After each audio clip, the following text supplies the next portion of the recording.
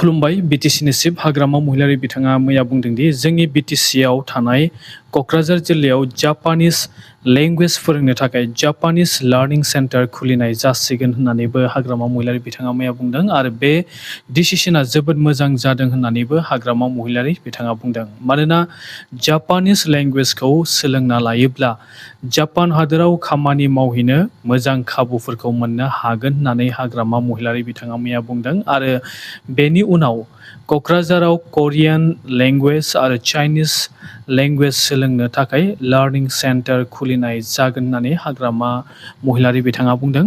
जोंनि क'क्राझाराव Korean language आरो लोगोसे चाइनिज लेंगुवेज बे मोननै लेंगुवेजखौ एसे उनाव खुलिनाय जागोन होननानै हाग्रामा महिलारि बिथाङा बुंदों। नाथाय बे जापानिज लेंगुवेजआ जोंनि क'क्राझाराव फार्स्ट टाइम फैनो नागिरदों, नाथाय जोंनि आसामाव बेयो दंखायो। बे जापानिज लेंगुवेज सेन्टारा जोंनि आसामाव 2025 मायथाइनिफ्रायनो दंखायो। आसामाव जापानिज लेंगुवेज सोलोंनो थाखाय 3 लाखसो रां थांनो हागौ होननानै जोङो मिथिनो मोन्दों। नाथाय आसाम सरकारा जापानिज लेंगुवेज सोलोंनो थाखाय 1 लाखनिफ्राय 1,50,000 साबसिडि होयो होननानै जोङो मिथिनो मोन्दों। फरायसाफोरा 30,000निफ्राय 35,000सो रां होनो गोनां जानोबो हागौ एबा खरसा जानो हागौ होननानै जोङो मिथिनो मोन्दों। जोंनि आसामाव जायफ्रा जापानिज लेंगुवेज सोलोंनो नागिरदों बिथांमोना CM फ्लाइट स्किमनि गेजेरजों बे जापानिज लेंगुवेजखौ सोलोंनो हायो आरो लोगोसे जापानिज लेंगुवेजखौ सोलोंखांनायनि उनाव एग्जामाव पास जायोब्ला जापान हादोराव खामानि मावहैनो सुबिदा मोनो होननानै जोङो मिथिनो मोन्दों। मानोना बेनि प्लेसमेन्टखौ आरो बे जायगाखौ आसाम सरकारा जापानाव नागिरना होयो होननानै जोङो मिथिनो मोन्दों। जोंनि आसामाव जायखिजाया सुबुंफोरानो जापानिज लेंगुवेजखौ आसाम सरकारनि थ्रुयैदि सोलोंनो मोना। नोंथाङा जुदि जापानिज लेंगुवेजखौ सोलोंनो सानदोंब्ला नोंथांहा जायखिजाया मोनसे कर्स रोंगौथि थाथारनो नांगोन।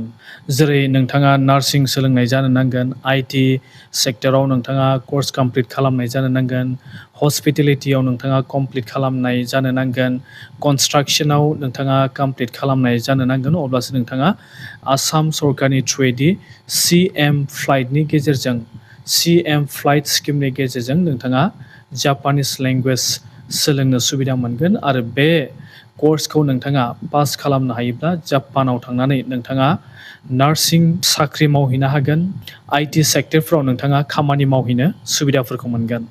बिटिसिनि फरायसाफोरनो हाग्रामा महिलारि बिथाङा फ्रियावनो बे कर्सखौ सोलोंनो होगोन ना होआ बेखौ जों उनावसो नुनो मोनसिगोन एबा मिथिनो मोनसिगोन। क'क्राझारावতো জাপান ল্যাঙ্গুয়েজ লার্নিং সেন্টার খোলা হ'ব। এইটো খুব ভাল ডিচিশ্যন আৰু জাপান ল্যাঙ্গুয়েজ যদি আমি শিকাব পাৰোঁ আমাৰ BTC অঞ্চলত তেতিয়াহ'লে জাপান বা চাইনা বা কোৰিয়াৰ বহুত স্কোপ পাব। ইয়াৰ পিছত আমি ভাবিছোঁ কোৰিয়ান ল্যাঙ্গুয়েজ আৰু চাইনিজ ল্যাঙ্গুয়েজ এই দুটা ল্যাঙ্গুয়েজ যিটো লাৰ্ণিং চেণ্টাৰ সেইটো আমি আস্তে আস্তে কৰিম। সেইটো ডাঙৰ এটা আমাৰ কাৰণে BTCবাসীৰ কাৰণে ভাল খবৰ। आरो लोगोसे हाग्रामा महिलारि बिथाङा मैया फोसावदों दि मुंख्लं बिनेश्वर ब्रह्म बिथांनि मुङै 10 कौटि रांनि बिनेश्वर ब्रह्म मेम'रियेल पार्क बानायनो अन्थाइ खाम्फा मैया हाग्रामा महिलारि बिथाङा गायसनबाय आरो लोगोसे बे पार्कखौ मावनो थाखाय आरोबाव रांनि गोनांथि जायोब्ला आरोबाव रां बाजेट हमबावनाय जागोन होननानै हाग्रामा महिलारि बिथाङा बुंदों। आरो लोगोसे जोङो मिथिनो मोननाय बायदिब्ला BTC सरकारनो बे बोसोरनि थाखाय IBA नि गेजेरजों 200 कौटि रां हरनाय जाबाय होननानै जोङो मिथिनो मोन्दों आरो बे रांखौ हाग्रामा महिलारि बिथांमोना मोनबाय। IBA जायखौ इमप्लिमेन्टेसन अफ बड'लेण्ड एकर्ड होननानै बुंनाय जायो, बेनि मुङै 200 कौटि रां हाग्रामा महिलारि बिथांमोना मोनदों।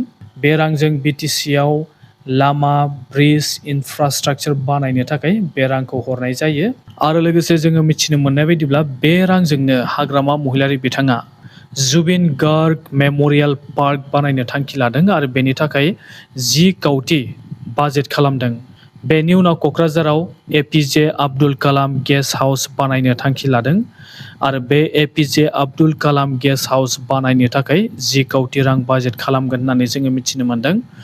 आरो लोगोसे बिजनीआव आसाम साहित्य सभानि प्रेसिडेन्ट सीतानाथ ब्रह्म चौधुरी बिथांनि मुङै अडिट'रियाम हल बानायगोन आरो लोगोसे बर'फोरनि लिडारफोरखौ अराय सम फोथांना लाखिनो एबा अराय सम गोसोखांनो हानाय बायदि मोजां खामानि मावनो नाजागोन होननानै हाग्रामा महिलारि बिथाङा मैया बुंदों। मैया बिनेस्वर ब्रह्म बिथांनि थैनाय सान। बिथाङा बड' साहित्य सभानि प्रेसिडेन्टमोन। बिथांखौ 2000 मायथाइनि 19 आगष्ट खालारखालि एबा मैयानि सानखालि मैयानि खालाराव बिथांखौ गावथारनाय जादोंमोन एबा बुथारनाय जादोंमोन। मिथिनो मोननाय बायदिब्ला बिथाङा जेब्ला बड' साहित्य सभानि प्रेसिडेन्टमोन बे समाव रमान स्क्रिप्टजों बड' लेंगुवेज लिरनाय एबा डिमान्ड खालामनायखौ बिथाङा हेंथा खालामदोंमोन एबा बिथाङा बे रमान स्क्रिप्टजों लिरनायखौ बिथाङा एक्सेप्ट खालामाखैमोन। बिनेस्वर ब्रह्म बिथाङा रमान स्क्रिप्टखौ सापर्ट खालामाबासिनो देबनागिरि स्क्रिप्टखौ सापर्ट खालामदोंमोन। बिनेस्वर ब्रह्म बिथाङा बर'फोरनि सिलाय लाग्रा आफादनि हेंथा बाथ्रा बुंदोंमोन। माने बिथाङा सिलाय लानायखौ बिथाङा मोजां मोनामोन, सिलाय लानानै दावहा नांनायफोरखौ बिथाङा मोजां मोनामोन। आरो बेनि थाखायनो बर'फोरनि NDFB मुंनि मोनसे सिलाय लाग्रा आफादा बिथांखौ गावथारदों होननानै जोङो मिथिनो मोन्दों। 2000 मायथाइनि 19 आगष्ट खालारखालि NDFB मुंनि मोनसे सिलाय लाग्रा आफादा गावथारदों होननानै जोङो विकिपिडियायाव जोङो नुनो मोन्दों। आरो लोगोसे NDFB आफादा बिनेस्वर ब्रह्म बिथांखौ गावथारनायनि उनाव बिथांखौ जोंनो गावथारदों होननानै NDFBआ रेसपन्सिबिलिटि लादों होननानै जोङो मिथिनो मोन्दों आरो बेयो विकिपिडियायाव लिरनाय दङ। बिनेस्वर ब्रह्म बिथांखौ BJPनि एजेन्ट होननानै बुंदों आरो बेबायदि लिरनाय विकिपिडियायाव जोङो नुनो मोन्दों। मैया बिथांनि मुंख्लं सानमोन आरो बे मुंख्लं सानाव हाग्रामा महिलारि बिथांमोनाबो बिथांखौ गोसोखांदों आरो लोगोसे एबसु फरायसा आफादाबो बिथांनि मुङै मान बावदों। बिथाङा हिन्दीयाव बिसारादमोन आरो लोगोसे बिथाङा 1972 मायथाइयाव BSc कमप्लिट खालामदों। बिथाङा 52 बोसोर बैसोआव बिथांखौ बुथारनाय जादों एबा गावथारनाय जादों होननानै जोङो मिथिनो मोन्दों। दुलाराय बाथौ गौथुमनि फोसावदिं नेहाथारि कान्तेश्वर बरगयारि बिथाङा ससियेल मिडियायाव बाथौ धोरोमनि हेंथा बाथ्रा बुंनायखौ लानानै बर' ख्रिस्टियानफोरनि एगेन्स्ट बाथ्रा बुंनायखौ जों नुनो मोन्दों। ससियेल मिडिया जेरै फेसबुक, बे ससियेल मिडियायाव बर' ख्रिस्टियान आरो बाथौफोरनि गेजेराव गोबां नांज्लायनाय जानायखौ जों नुनो मोन्दों एबा कमेन्टफोराव गाज्रि लिरनायफोरखौ जोङो नुनो मोनो। बाथौ धोरोमनि मानसिफ्राबो ख्रिस्टियानफोरनि एगेन्स्ट गाज्रि कमेन्ट खालामनायफोरखौ जों नुनो मोन्दों आरो लोगोसे बाथौफोरनि एगेन्स्टबो बर' ख्रिस्टियानफोरा गाज्रि कमेन्ट खालामदों। बे बाथ्राखौ लानानै बाथौ धोरोमनि फोसावदिं सेक्रेटारि कान्तेश्वर बरगयारि बिथाङा बुंदोंदि जाय सुबुङा बे कमेन्टखौ लिरदों एबा गाज्रि कमेन्ट लिरदों बिथांखौ माब्लाबाबो निमाहा होआ होननानै बिथाङा बुंदों। जाय सुबुङा बेबायदि कमेन्ट लिरदों बिथाङा जै जिसु ख्रिस्ट'नि, जै ख्रिस्टियान धोरोमनि, जै बर' हारिनि होननानै जुदि बुंनो हायो अब्ला बुं होननानै बिथाङा बुंदों। आरो लोगोसे बिथाङा बुंदोंदि दिनै बाथौनि थाखायसो STआ जोरना दङ होननानै बिथाङा बुंदों, माने थांनानै दङ होननानै बिथाङा बुंदों। बिथांनि बुंनाय बायदिब्ला बाथौ धोरोमनि थाखायसो STआ थांनानै दङ। आरो लोगोसे कान्तेश्वर बरगयारि बिथाङा बुंदोंदि दिनै बाथौ धोरोमनि थाखायसो BTCखौ मोननो हादों होननानैबो बिथाङा बुंदों। बाथौ धोरोमनि थाखायसो BTCखौ मोननो हादों होननानै बिथाङा बुंदों। आरो लोगोसे बाथौ धोरोमनि थाखायसो बागुरुम्बा दोहौजों बुहुमावनो बर' होननानै बर'फोरा सिनायजानो हादों होननानै बिथाङा बुंदों। आरो लोगोसे बिथाङा बुंदोंदि बर' ख्रिस्टियानफोरा 7%ल' दङ होननानै बिथाङा बुंदों आरो 7%ल' थानाय बर' ख्रिस्टियानफोरखौ सेन्सासाव धोरोमखौ बाथौ लिर होननानै खावलाया होननानैबो बिथाङा बुंदों। आरो लोगोसे बिथाङा बुंदोंदि ख्रिस्टियान धोरोमा बर'नि गेजेराव गोजाम धोरोम नङा होननानैबो बिथाङा बुंदों।